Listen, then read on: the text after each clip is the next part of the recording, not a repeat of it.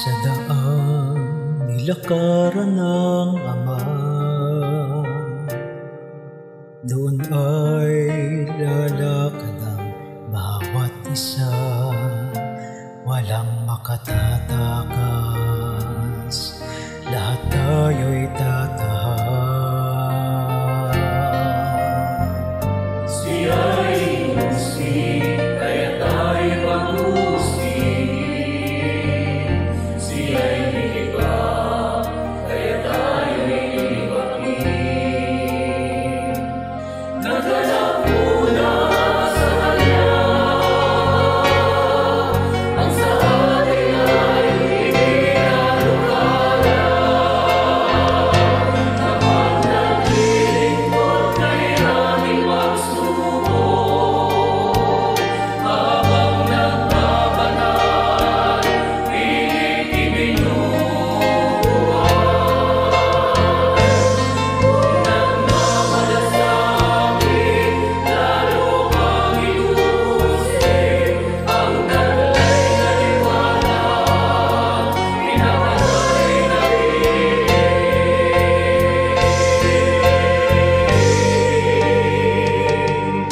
walang ibang daan sa pag-asa, walang ibang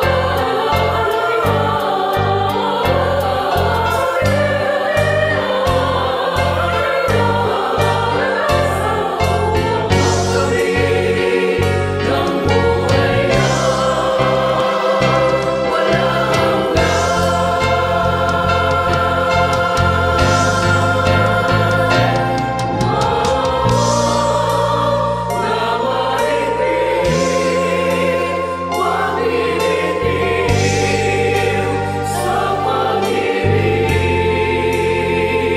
sa Diyos tayo'y kumapit, sa Kanya ilaga ang pagtiis, sa Kanya ilaga ang pagtiis. Walang ibang daan patungo sa kaligtasan, walang ibang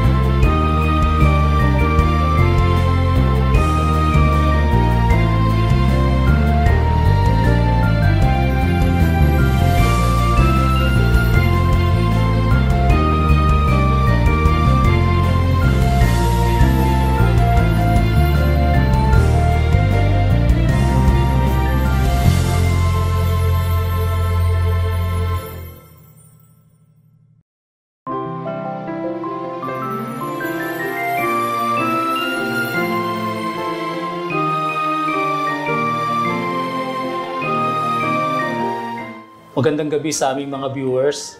Mga kaibigan, patuloy man po na ating nararamdaman na sa puso natin ay may kulang at nais nating ito ay mapunan. Nakahanda po ang Diyos na tayo ay tulungan. At sana po kami na inyong mga lingkod, matulungan kayo na ito ay matugunan sa pamamagitan ng programang Full Life.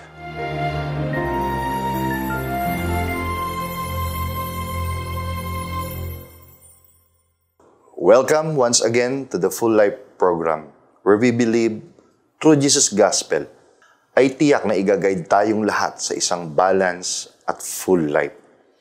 Naunawaan natin sa nagdaan na kahit naulila si Naomi sa asawa at mga anak, na kompromiso sa obligasyong maiiwan sa kanya dahil sa mga maanugang na lamang niya ang makakasama. Ang mahalaga ay nanghawakan siya sa pananampalatayang muli siyang magbabalik sa Bethlehem at higit sa lahat ay ang napatunayan niyang hindi siya iniwan ni Ruth. Na nakita niyang ipinadalang solusyon ng Diyos. Kaya naman, tatalakayin natin ngayon kung ano nga ba ang dapat na tugon natin o agarang aksyon kung ipagkaloob ng Diyos sa atin ang tapat na kasamang nananatili sa ating likuran kahit sa mapait nating pinagdaraanan. Muli, ang topic na I've got your back. Kaibigan, sa kasalukuyang buhay mo ngayon, may ipinadadala ba ang Diyos na gaya ni Ruth sa iyong buhay? At nararamdaman ba niya na siya ay iyong pinahahalagahan? At higit sa lahat, nakikita mo bang sa pamamagitan niya ay ang Diyos ang tunay na nakaalalay sa iyong likuran? Tuklasin natin ang mga kasunod na mga pangyayari. Brother Amadeo? Muli atin pong sangguniin ang banal na kasulatan sa mga senaryo o mga pangyayaring naganap sa buhay ni Naomi at ni Ruth. Dito po sa Ruth, Kapitulo 2, versikulo 1. Si Naomi ay may kamag-anak sa panig ng kanyang asawa. Isang lalaking mayaman mula sa angkan ni Elimelech na ang pangalan ay Boaz. Sinabi ni Ruth na Moabita kay Naomi, hayaan mo ako ngayong pumunta sa bukid at mamulot ng mga uhay sa hulihan ng taong magpapahintulot sa akin. Sinabi niya sa kanya, humayo ka, anak ko. Ang pangyayari po ay nang makarating na po ang magbiyanan doon po sa lupain po ng Bethlehem. Ito po ay panahon ng pag-aani ng trigo at sebada.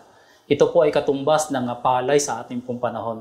At ayon po sa tala ng banal na kasulatan, si Ruth po ay nagpaalam sa kanyang biyanan na pinayagan naman na mamulot siya ng uhay doon po sa bukid.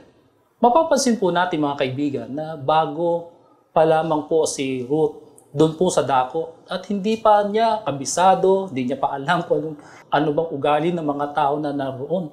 Pero dahil po si Ruth ay nagpaalam kay Naomi, siya po ay pinayagan at siya po ay pumunta sa bukid. Malaki po ang posibilidad na mamimit ni Ruth sa bukid ay ang pinsan ni Elimelech na kanyang biyenan. Ayon pa rin sa talata, ang pangalan ng lalaking iyon ay Boaz, isang lalaking mayaman mula po sa angkan ni Elimelech. Matapos na siya ay pahintulutan ng kanya pong biyenan, ito na po ang mga kasunod na nangyari. Sahin po natin, mga kaibigan, sa Ruth 2:3. Sapagkat siya'y umalis, siya'y dumating at namulot sa bukid sa likuran ng mga nag-aani. Nagkataong nakarating siya sa bahagi ng lupa na pag-aari ni Boaz, nakabilang sa angkan ni Elimelech. Sa hindi inaasahang pagkakataon, nangyari nga na ang bukid na doon pupulot ng uhay si Ruth ay bukid po. Opo. Na pag-aari ni Boaz. Nang panahong yon, kumbaga sa ating panahon, may supervisor po si Boaz sa kanyang bukid at doon nagpaalam si Ruth. At masasabi nating siya'y pinayagan dahil ayon sa tala, namulot sa bukid si Ruth sa likuran ng nag-aani. Tandaan po natin, bago si Ruth sa dakong yon, kung hindi siya mabuting babae at marunong makitungo na ayon sa ating nalalaman na biyanan niya mismo na pinakitunguhan niya ay naging maayos ang kanilang relationship. Yun pa kayang nag-aani ang hindi makapansin na siya po'y isang mabuting Moabita.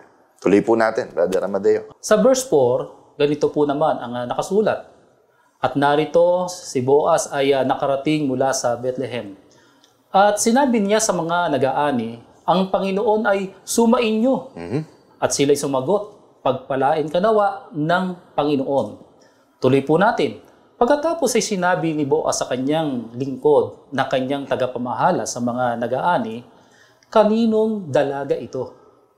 Ang lingkod na tagapamahala sa mga nag-aani ay sumagot, siya'y babaeng Moabita na bumalik na kasama ni Naomi mula sa lupain ng Moab.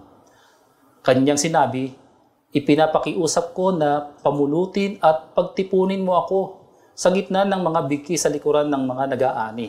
Sagay pumaroon siya at nagpatuloy mula sa umaga hanggang ngayon na hindi nagpapahinga kahit na sandali. Kapansin-pansin po mga kaibigan sa talatang ito na si Boaz po ay meron pong mabuting pagkatao. May masayang puso at pananampalataya sa Diyos. Kinikilala ng mga mang-aani at hindi katakataka. Pinsan pa ito ni Elimelech na biyenan po ni Ruth. Kung pagkakilala sa Panginoon ng pag-uusapan, hindi po siya iba kay Elimelech at hindi iba kay Naomi. Lalo na sa mga pinakitang gawa ni Naomi na naghahayag ng kanyang pananampalataya. Opo. Kaya nung dumating po si Boaz sa bukid, na pinamumulutan po ni Ruth ng mga uhay, agad po inapansin ni Boaz. Kaya tinanong niya ang kanyang tagapamahala kung sino siya. Obviously dahil bago pa dumating si Boaz nang magpaalam si Ruth, at siya ay payagan na makapaglaan na ng panahon upang siya ay makilala ng tagapamahala. Dahil doon ay nagpasya si Boaz nang kausapin niya si Ruth. Tuloy po natin sa chapter 2, verse 8. Ito naman po nakasulat hanggang sa 9. Nang magkagay sinabi ni Boaz kay Ruth, "Makinig kang mabuti, anak ko. Huwag kang mamulot sa ibang bukid o umalis dito." Tama po yung sinabi niya. Talagang hayag yung kabutihan ng puso ni Boaz. "Kundi manatili kang malapit sa aking mga alilang babae." Verse 9, "Itanaw mo ang iyong paningin sa bukid na kanilang inaanihan at sumunod ka sa kanila. Inutusan ko na ang mga kabataang lalaki na huwag kanilang gagambalain. At kapag ikaw ay nauuhaw, pumunta ka sa mga banga at uminom ka sa inigib ng mga kabataang lalaki." Mga kaibigan, hayag ang mabuting kalooban ni Boaz para kay Ruth. Kaya dumating sa tagpong, narito po ang nakasulat sa verse 10, na magkagay nagpatira pa si Ruth at yumukod sa lupa at nagsabi sa kanya, kay Boaz, Opo. Bakit ako?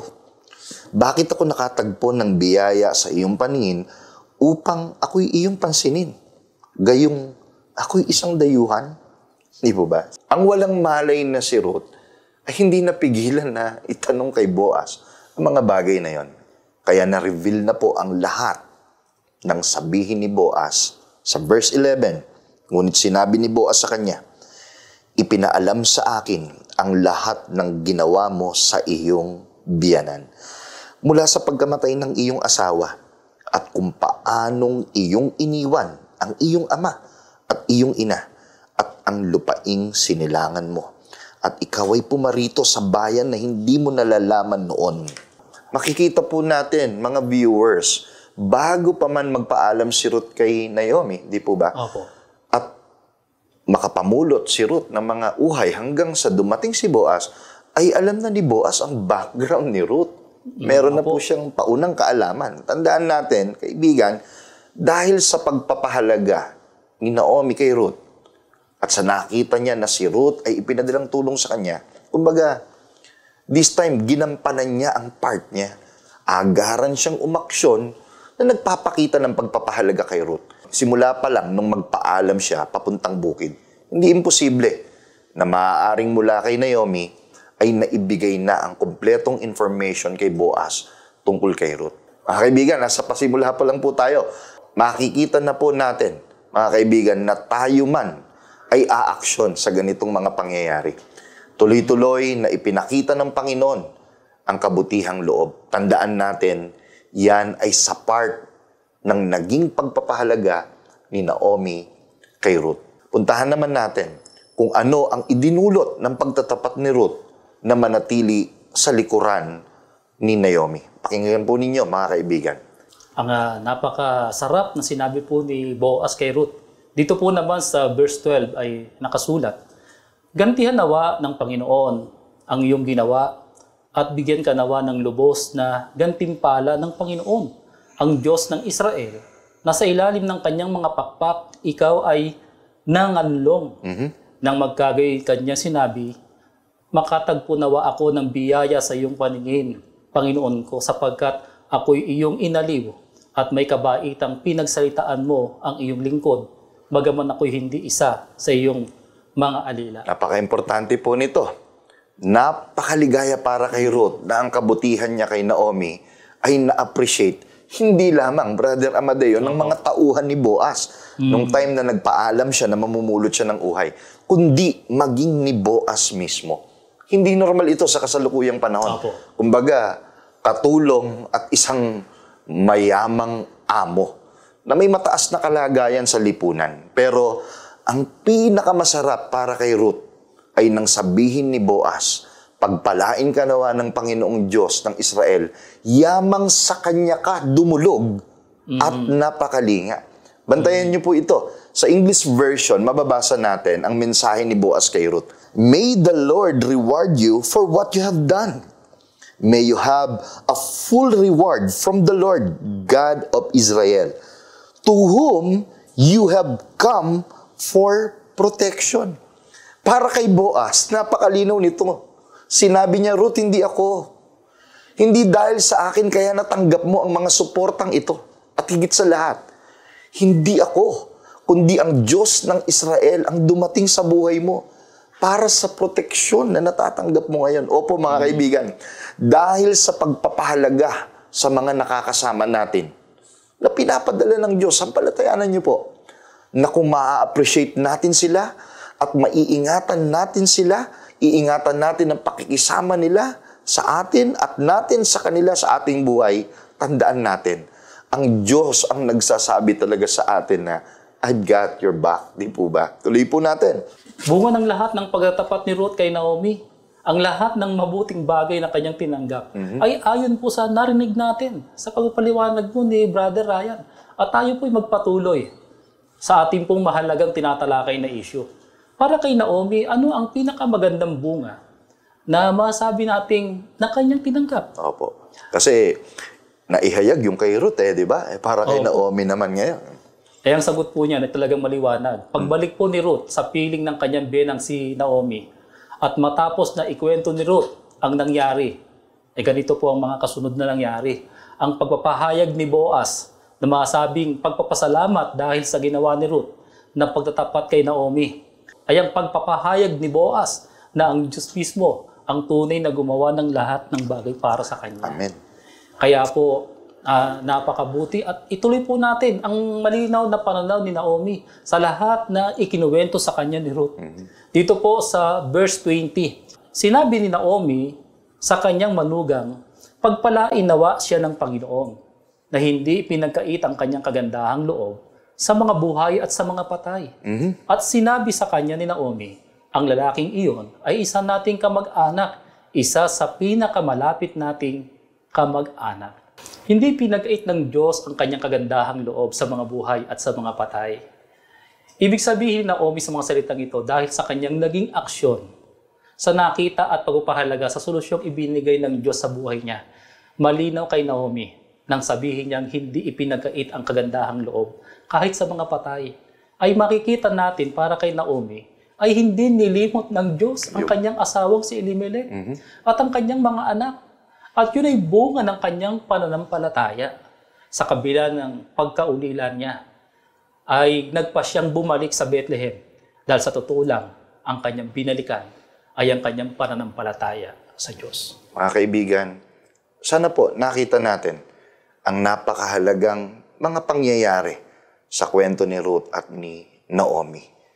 Ang mga sunod-sunod na mabubuting experience ni Ruth and at the same time, after na si Ruth ay mamulot ng uhay at bumalik kay Naomi, kinuwento niya lahat ang magagandang naging experience niya.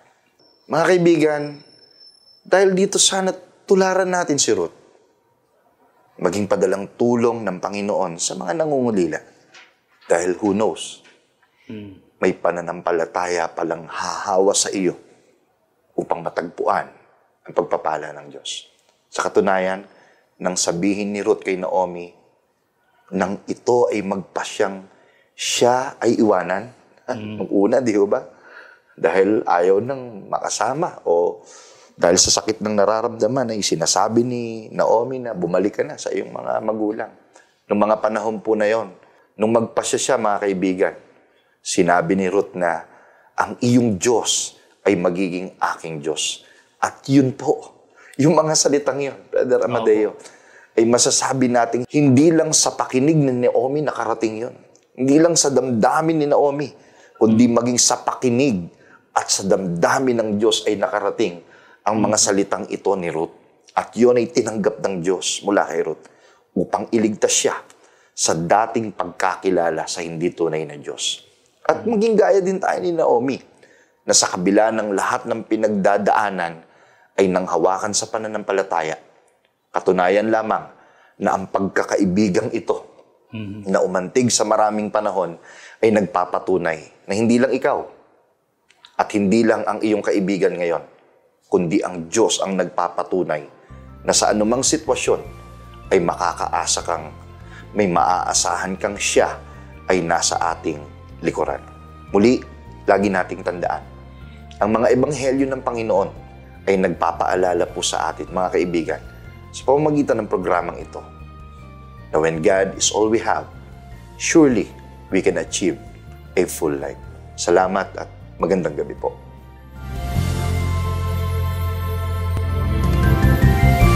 Maraming salamat po sa inyong pagtangkilik sa palatuntunang ito ng Kabanal-Banalang Iglesia ng Diyos kay Kristo Jesus. Kung nais po ninyong mapanood ang iba pa naming programa at upang lubos po ninyong makilala ang Kabanal-Banalang Iglesia ng Diyos kay Kristo Jesus, mag-subscribe sa ating YouTube channel na The Most Holy Church, bisitahin ang aming Facebook page na MHC Media. At bisitahin ang ating official website na www.mostholychurch.com. Maraming salamat po!